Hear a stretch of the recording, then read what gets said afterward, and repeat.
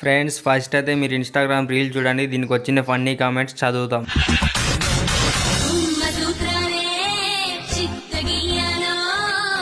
ఇక మొదలెడదామా? కింది నుండి చల్లగా గాలి వస్తుంది కదా, కరెక్టే కదమ్మా.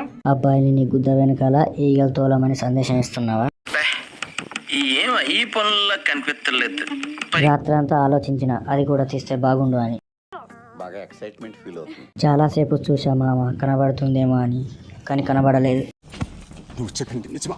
ఇలా ఊరిస్తున్నావంటే చాలా మంది అబ్బాయిల్ని నీ గుద్ద వెనకాల తింపించుకొని ఉంటావు. సంతోషానికి సంభ్రమాశ్చర్యానికి మధ్య ఎలిగిపోతుంది.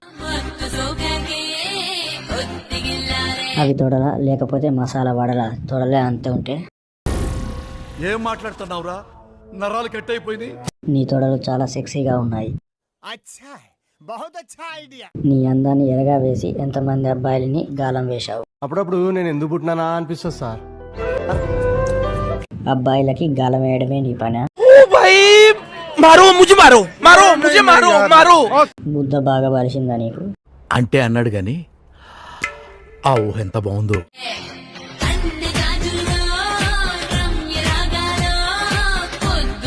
నీ అమ్మ రేస్ గుర్రం లెక్కుంది.